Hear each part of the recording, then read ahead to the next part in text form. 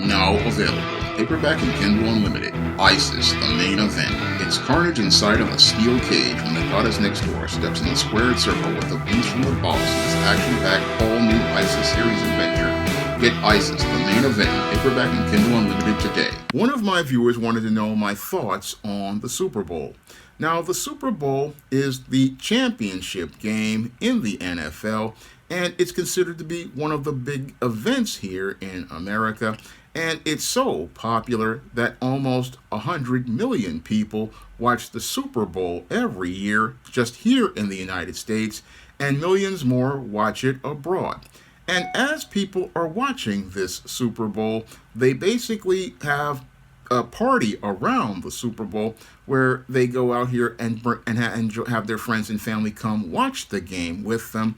And with the Super Bowl being a major event for friends and family, the Super Bowl is considered to be, again, a big attraction, not only for the average everyday American, but for many businesses, because with so many people watching the Super Bowl, not only is the game that exciting, but advertisers see the Super Bowl as a way to introduce their products to customers.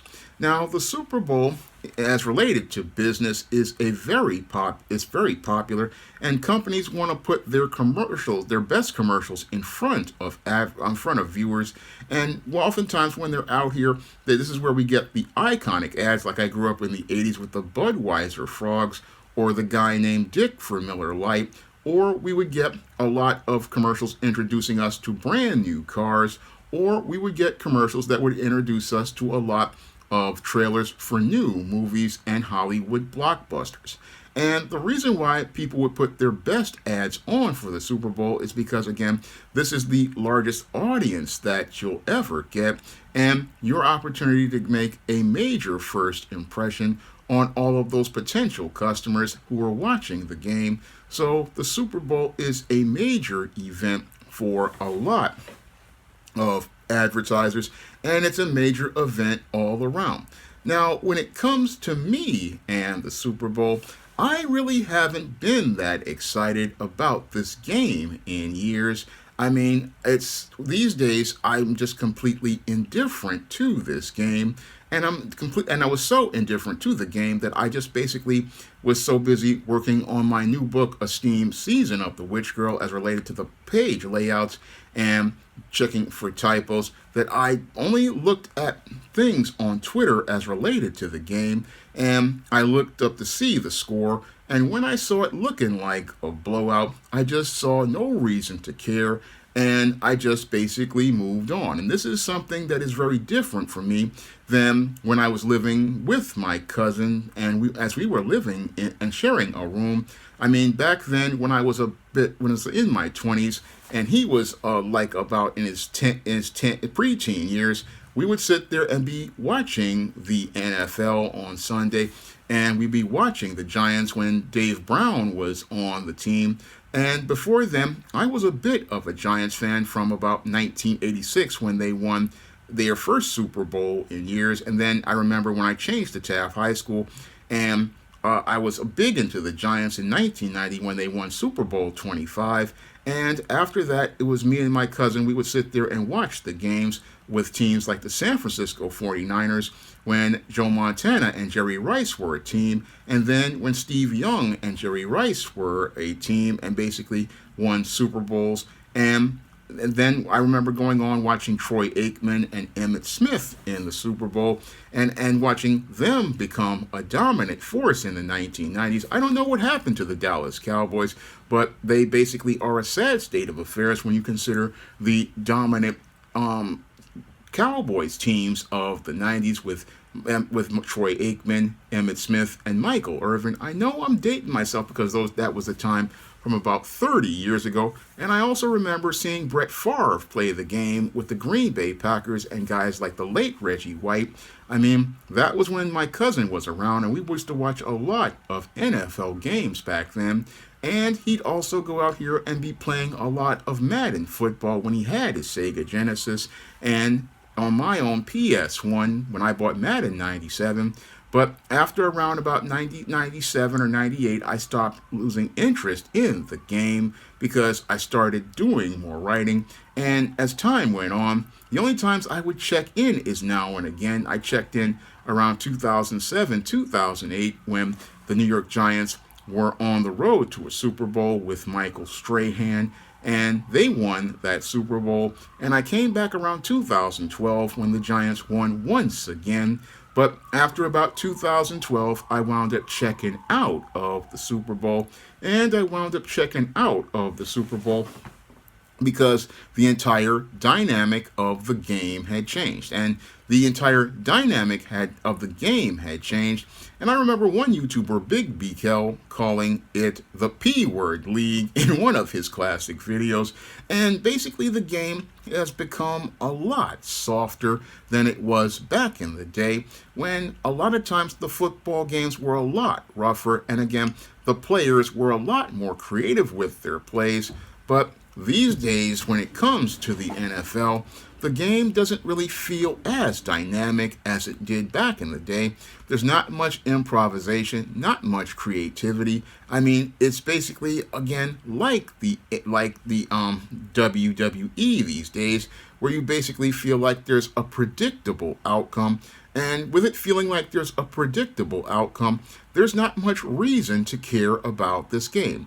Now, yeah, they had a great marquee matchup as related to the Kansas City Chiefs and the Philadelphia Eagles, and we had this whole quest for a three-peat, something that hadn't been done since Michael Jordan and the Chicago Bulls were playing in the NBA, and they pulled 2 three-peats in the 1990s. I mean, that was a fantastic time for basketball, but when it came to the Chiefs and their three-peat, that was the only reason to care, and we basically stopped having a reason to care as related to this game when I was hearing on social media that the refs were making a lot of calls. And again, as they made those calls, again, the Chiefs got into a situation where they were getting blown out by the Eagles.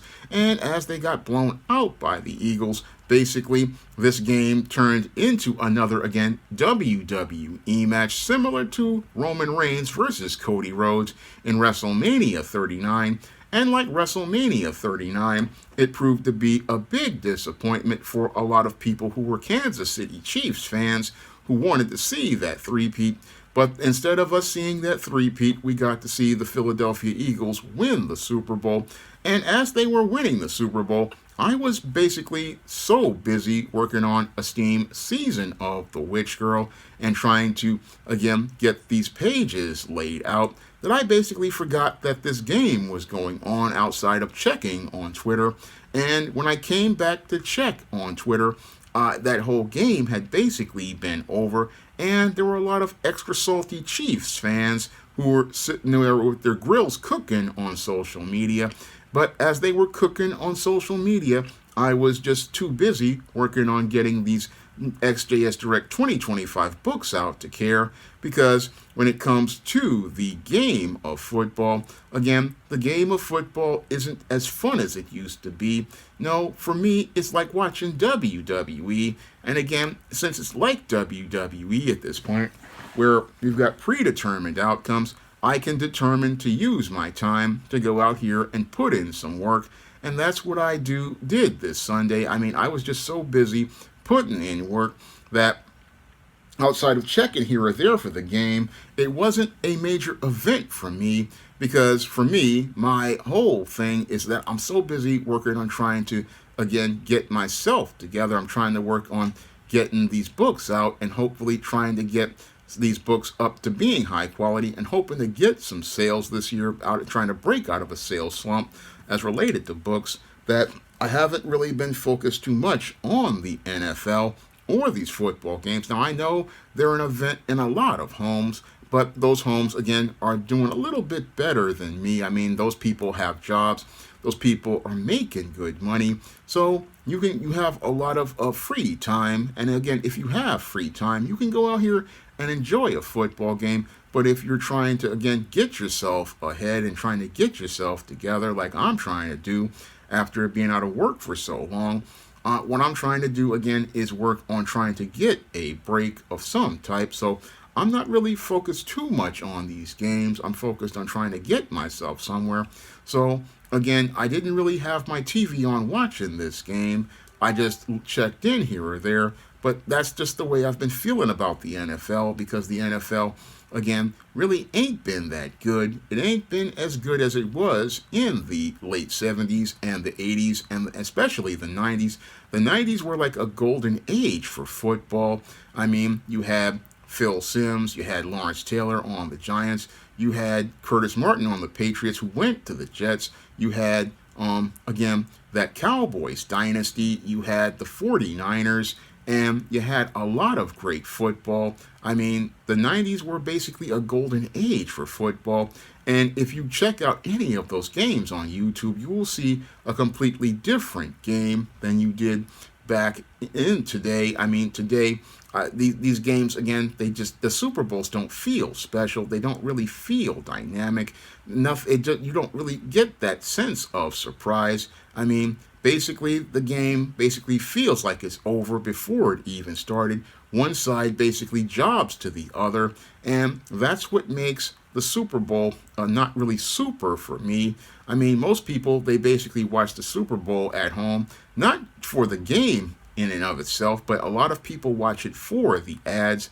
But I really didn't. If I can see those ads on YouTube and those trailers on YouTube, then I can avoid watching the game. And again, avoid watching the game because I've got so much other stuff to do. And with me having so much other stuff to do, it's hard for me to, again, find the time to watch a game where the stakes really aren't there. And that's the sad part about today's modern NFL.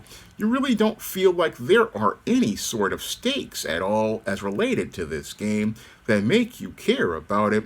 No, this 59th Super Bowl is no different than the one that I was looking at on the internet, on social media, when I went to go visit my father before he passed away. I mean, that Patriots-Falcons game, I was sitting on a Greyhound bus watching the stats, and again, most people have been saying since then that the whole game in and of itself just doesn't feel like a game anymore with any sort of odds. No, it just feels like pro wrestling. And I know I keep repeating the phrase, it feels like pro wrestling, but I feel like Roger Goodell's NFL feels like Vince McMahon's WWE, and with it feeling like Vince McMahon's WWE, I mean, why should I go and be interested in the Super Bowl when it basically is just a repackaged WrestleMania? I mean, that's the way I feel about this Super Bowl. It just doesn't feel super to me. Now, this was a video requested by one of my viewers, and if you want to request a video, you can drop a donation for a minimum of $15 to the PayPal or the Cash App, and if I know something about that subject, I will make that video for you. And if you want to pick up some of my books on the SJS Direct Imprint, you can find those books on Amazon.com in paperback and Kindle format. You can also find them at other online booksellers like Draft the Digital, Google Play, Barnes & Noble, and big box retailers like Walmart and Target. That's all I have to say for this video. You can comment, rate, and subscribe. Coming to paperback and e-readers, John Haynes, A Thorn in My Side. The man who rules the world takes on an agent from the CIA from the Black Boule in this action-packed all-new John Haynes series adventure. Pre-order your copy of John Haynes' A Thorn in My Side at Amazon.com and other online booksellers.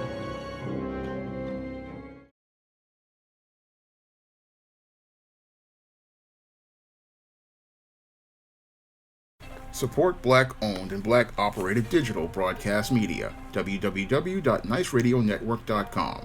Nice Radio Network, broadcasting 24 hours a day, 7 days a week.